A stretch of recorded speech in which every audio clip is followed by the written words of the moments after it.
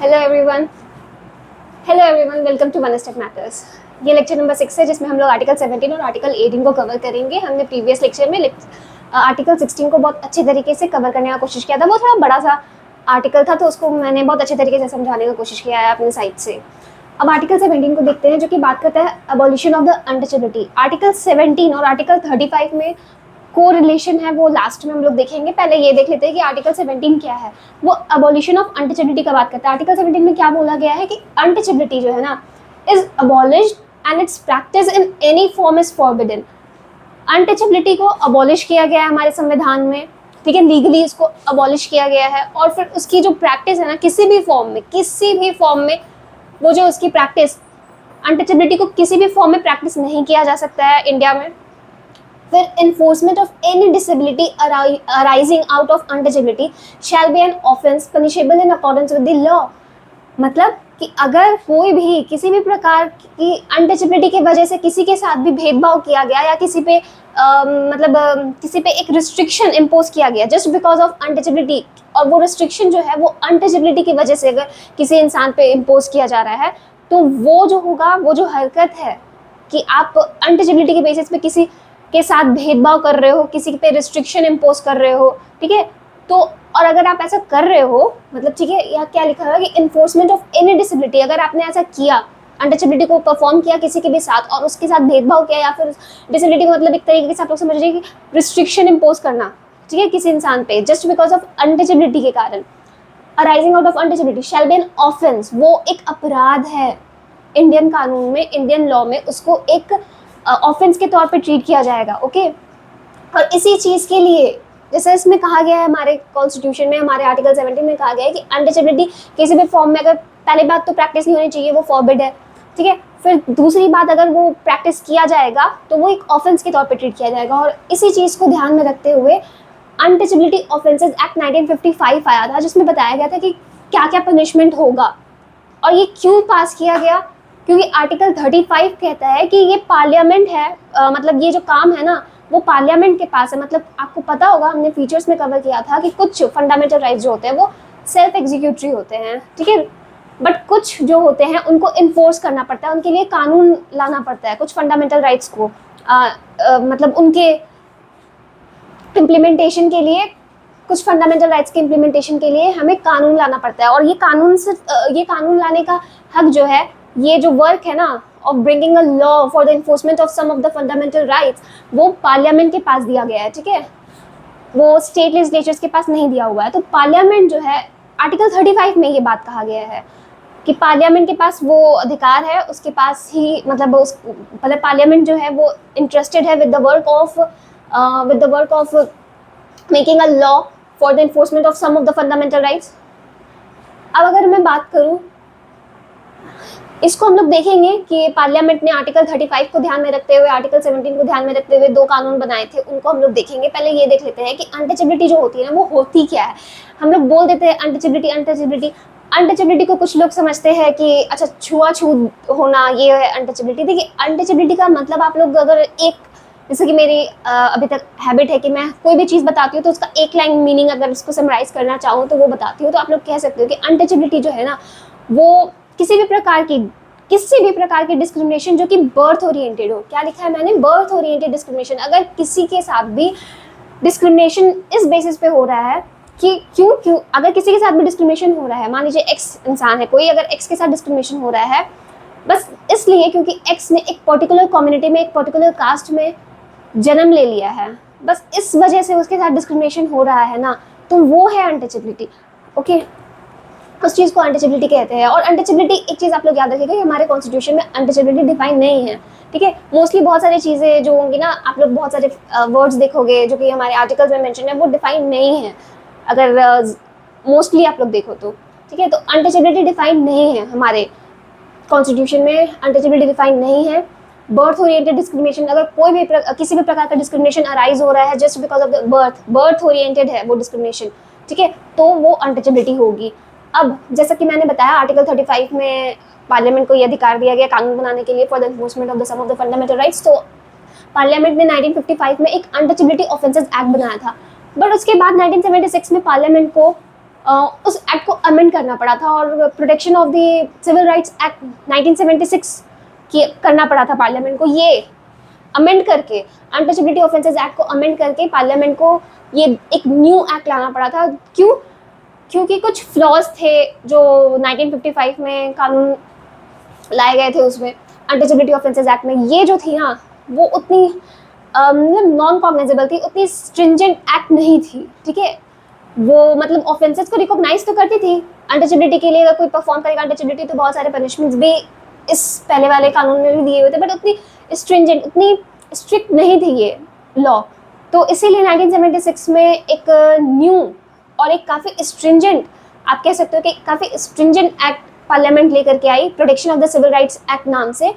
और वो क्या है ना, उसमें बहुत सारे ऐसे ऑफेंसेस है, मतलब अगर कोई भी इंसान अगर अनटचेबिलिटी को प्रैक्टिस कर रहा है तो बहुत सारे ऑफेंसेस उसमें हैं, ठीक है। Protection of the civil rights act 1976 में बहुत सारे ऑफेंसेस हैं। और सबसे खासियत अगर मैं बोलूँ कि इस एक्ट की क्या ऐसी स्पेशलिटी है, क्यों ये एक्ट आया, तो 3 चीज़ें याद रखिएगा। ये कॉग्निजेबल ऑफेंस है, ये एक नॉन कंपाउंडेबल ऑफेंस है, और प्रिजम्पशन ऑफ द गिल्ट। धीरे धीरे करके देखते हैं। कॉग्निजेबल ऑफेंस का क्या मतलब होता है? कॉग्निजेबल ऑफेंस वो ऑफेंस, ठीक है, अगर कोई अपराध कॉग्निजेबल कैटेगरी में आता है ना, इसका मतलब है वो बहुत ही सीरियस अपराध है, ठीक है। और उसमें ना 3 साल से ऊपर की ही सज़ा होती है। अगर सज़ा होगी उसमें तो वो 3 साल से ऊपर की ही उसमें सज़ा होगी, पनिशमेंट होगी। और दूसरा कि police can take suo motu action, मतलब पुलिस जो है ना वो खुद एक्शन ले सकता है। ऐसा नहीं है कि पहले कोर्ट जाना होगा, कोर्ट से अरेस्ट वारंट का एक ऑर्डर निकलवाना होगा, तभी आप वो जो भी एलिज्ड पर्सन हैं, ठीक है, उसके खिलाफ जा करके तभी आप कुछ एक्शन लेंगे, तभी उसको अरेस्ट करेंगे। नहीं, पुलिस जो है ना इस केस में जब भी protection of the civil rights act का इस्तेमाल करके अगर पुलिस चाहे, अगर कोई कंप्लेन करता है इस एक्ट के अंडर, तो पुलिस इस एक्ट के अंडर जिस भी पर्सन के खिलाफ कंप्लेन किया गया है उस बंदे को पुलिस जो है वो सुओ मोटो एक्शन के अंतर्गत तुरंत, ठीक है, तुरंत गिरफ्तार कर सकती है बिना कोई एफआईआर के, ठीक है। Even without the FIR police जो है उसको अरेस्ट कर सकती है, ठीक है। Police can take the suo motu action, police can take the suo motu action, that is without FIR, वो अरेस्ट कर सकती है उस एलिज्ड पर्सन को। फिर तीसरी क्या बात है, हम लोग क्या पढ़ रहे हैं अभी, कॉग्निजेबल ऑफेंस का क्या मतलब होता है, ठीक है। पनिशमेंट जो होगी वो 3 साल से ज़्यादा की होगी, पुलिस जो है वो सुओ मोटो एक्शन ले सकती है और अरेस्ट कर सकती है बिना एफआईआर के। और फिर ये नॉन बेलेबल ऑफेंस होती है, ठीक है। अगर कोई भी ऑफेंस कॉग्निजेबल, ठीक है, उसके कैटेगरी में आ जाती है, कॉग्निजेबल ऑफेंस होती है, तो इसका ये मतलब होता है कि वो नॉन बेलेबल होती है। मतलब सिर्फ और सिर्फ आपको अगर बेल कोई दे सकता है तो वो कोर्ट ही दे सकता है, ठीक है। पुलिस के पास से आपको कोई भी बेल नहीं मिलेगी इस ऑफेंस में। यहाँ तक समझ में आया? फिर नॉन कंपाउंडेबल ऑफेंस है तीसरा, प्रिजम्पशन ऑफ द गिल्ट। ये प्रिजम्पशन ऑफ द गिल्ट का ये मतलब है कि अगर बस पुलिस को ये डाउट, मतलब जिस मान लीजिए एक्स के साथ डिस्क्रिमिनेशन हुआ है, तो एक्स ने जाके कंप्लेन किया, बट उसके पास कोई सबूत नहीं है कि उसके मान लीजिए वाई एक इंसान है वाई और उसने एक्स के साथ अनटचेबिलिटी प्रैक्टिस की है, ठीक है, on the basis of the उसकी बर्थ, उसने पर्टिकुलर एक्स ने एक पर्टिकुलर कम्युनिटी में बर्थ लिया है, इसलिए वाई ने उसके साथ डिस्क्रिमिनेशन किया है, ठीक है। तो वाई ने उसके साथ डिस्क्रिमिनेशन किया है जस्ट बिकॉज क्योंकि एक्स ने एक पर्टिकुलर कम्युनिटी में बर्थ ले लिया है। तो और अगर एक्स पुलिस में जाकर के ये बोल दे कि वाई ने मेरे खिलाफ अनटचेबिलिटी प्रैक्टिस किया है, आप इसके अंतर्गत उसे अरेस्ट कर लो, तो presumption of the guilt, x के पास अभी कोई सबूत नहीं है, बट फिर भी presumption of the guilt, police ने प्रिज्यूम किया कि हाँ वाई गिल्टी है और उसको अरेस्ट कर लिया जाएगा। तो इस प्रकार से इस एक्ट को ना बहुत ही स्ट्रिंजेंट बनाया गया है, ठीक है। यहाँ तक आई होप आप लोगों को समझ में आएगा। आर्टिकल 17, आर्टिकल 18 की तरफ बढ़ता है। आर्टिकल 18 का अगर मैं बात करूँ तो वो अबॉलिशन ऑफ द टाइटल्स का बात करता है, ठीक है। 17 abolition of untouchability, 18 abolition of the titles. ये क्या होता है? Article 18 clause 1, 18 clause 2, 18 clause 3, 18 clause 4, ये 4 हैं, ठीक है, 4। 2 को हम लोग इस तरीके से पढ़ लेंगे और 2 को इस तरीके से देख लेंगे। आर्टिकल 18 क्लॉज 1 क्या कहती है कि state will not confer any title. State, article 12, अगर आपको स्टेट का मतलब जानना हो आप आर्टिकल 12 चेक कर लो, मैंने बहुत अच्छे तरीके से कॉम्प्रिहेंसिव वे में कवर किया है, ठीक है। तो state will not confer any title, किसी भी प्रकार की टाइटल स्टेट किसी को नहीं देगा, ना तो कोई सिटीजन को देगा, ठीक है, ना ही कोई फॉरेनर को देगा, ठीक है। किसी को भी नहीं दिया जाएगा किसी भी प्रकार का टाइटल स्टेट के द्वारा, एक्सेप्ट द एकेडमिक और द मिलिट्री डिस्टिंक्शंस। बस एक्सेप्ट द एकेडमिक और द मिलिट्री डिस्टिंक्शंस। क्यों? क्योंकि ये जो एकेडमिक और मिलिट्री डिस्टिंक्शंस है ना, वो टाइटल के तौर पे नहीं काउंट किए जाएंगे। सुप्रीम कोर्ट ने कहा ये टाइटल्स नहीं है, ये अवार्ड है।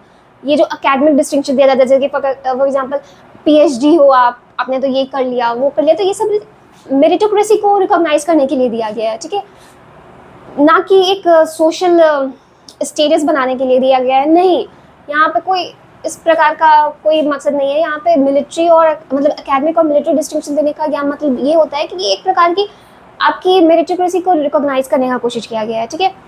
ये अवार्ड्स हैं, ये टाइटल्स नहीं हैं। टाइटल्स किसी भी प्रकार के इंडियन स्टेट नहीं दे सकते, ठीक है। फिर 18 क्लॉज 2 में मैं बात करती हूँ। 18 क्लॉज 1 जो था वो दोनों के लिए था, सिटीजन फॉरेनर किसी को भी स्टेट हमारी नहीं देगी कोई भी title. No Indian citizen shall accept any title from any foreign state.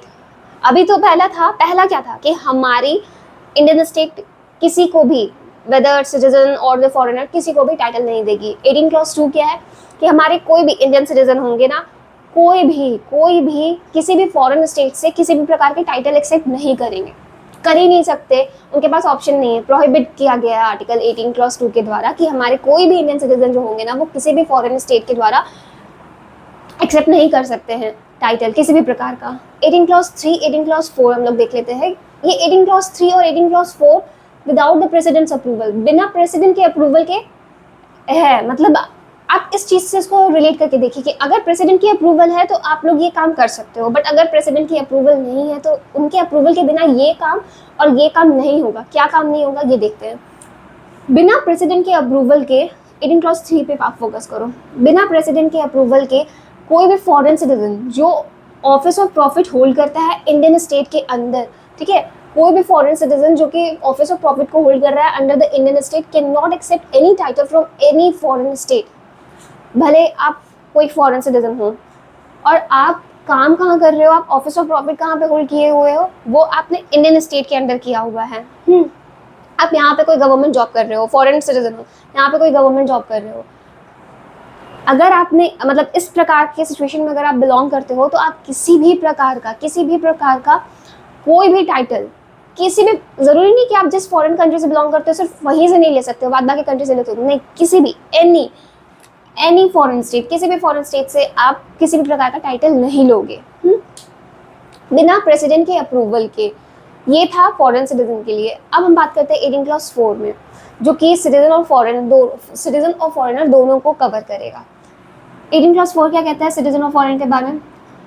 अच्छा, मैंने ये एक चीज़ और बता देना है कि ऑफिस ऑफ प्रॉफिट क्या होता है। ऑफिस ऑफ प्रॉफिट आप इस तरीके से समझ सकते हो ना, ऑफिस ऑफ प्रॉफिट, अगर आपने मतलब ऑफिस ऑफ प्रॉफिट का ये मतलब है कि आप कोई जॉब कर रहे हो और आपको जो रिम्यूनरेशन मिल रहा है उस बात से, मतलब आप जॉब कर रहे हो और जहाँ से जॉब कर रहे हो ना, वहाँ से आपको ये तनख्वाह मिल रही है, इनकम मिल रही है, आपको सैलरी मिल रही है उस जॉब से, तो वो है ऑफिस ऑफ प्रॉफिट, ठीक है। और अंडर द इंडियन स्टेट का क्या मतलब हो गया, आप कोई सरकारी नौकरी कर रहे हो और आप तनख्वाह कमा रहे हो, और वो तनख्वाह कहाँ से आ रही है, हमारी भारत सरकार के द्वारा जो दी जा रही है वो तनख्वाह, ठीक है। तो ये हो गया ऑफिस ऑफ प्रॉफिट का मतलब। अगर पैसा आ रहा है ना, अगर आप पैसा कमा रहे हो, आपका सोर्स ऑफ इनकम बन रहा है कहीं ना कहीं वो जॉब, तो वो हो गया ऑफिस ऑफ प्रॉफिट। अब मैं बात करती हूँ 18 क्लॉज 4। 18 क्लॉज 4 क्या कहता है, सिटीजन एंड द फॉरेनर दोनों, ना ही सिटीजन ना ही फॉरेनर, जो ऑफिस ऑफ प्रॉफिट और ट्रस्ट होल्ड करते हैं इंडियन स्टेट के अंदर, वो लोग एक्सेप्ट नहीं कर सकते हैं, can not accept any present emolument office, PEO, ठीक है, PEO, प्रेजेंट इमोल्यूमेंट ऑफिस। ये तीनों में से किसी भी प्रकार की चीज़, ना तो हमारे इंडियन सिटीजन ना तो कोई फॉरेनर, अगर वो ऑफिस ऑफ प्रॉफिट होल्ड करते हैं इंडियन स्टेट के अंदर, तो वो नहीं एक्सेप्ट कर सकते हैं PEO को, प्रेजेंट इमोल्यूमेंट एंड ऑफिस को, फ्रॉम और अंडर एनी फॉरेन स्टेट, किसी भी फॉरेन स्टेट से या फिर किसी भी फॉरेन स्टेट के अंदर, वो मतलब जो भी वो अगर वो होल्ड कर रहे हैं office of profit Indian state के अंदर, तो वो मतलब होल्ड करते हुए office of profit Indian state के अंदर वो ये काम नहीं कर सकते बिना प्रेसिडेंट के अप्रूवल के। यहाँ तक आप लोगों को समझ में आया। अब एक केस आता है जो आर्टिकल 18 से रिलेटेड है। वो क्या है, एक Balaji Raghavan versus union of India 1996 का केस है। Yes, Balaji Raghavan versus union of India 1996 का केस था, जिसमें ये चैलेंज किया गया था कि ये जो इंडियन स्टेट है वो जो यहाँ पे ये देती है ना नेशनल अवार्ड्स, भारत रत्न, पद्मश्री, पद्म विभूषण, पद्म भूषण, ये सारी चीज़ें जो नेशनल अवार्ड के नाम पे दी जा रही है इंडियन स्टेट के द्वारा, क्या वो टाइटल के दायरे में, टाइटल के परव्यू में आएगी? क्योंकि टाइटल को तो देने से मना किया गया आर्टिकल 18 के द्वारा। तो फिर सुप्रीम कोर्ट ने इस बालाजी रघुवन वाले केस में सुप्रीम कोर्ट ने ये फैसला बोला कि नहीं, ये जो नेशनल अवार्ड्स होते हैं ना, वो टाइटल के, आप नेशनल अवार्ड्स को टाइटल नहीं मान सकते हो। ये नेशनल अवार्ड जो होंगे वो टाइटल्स नहीं है। ये जो टाइटल्स है ना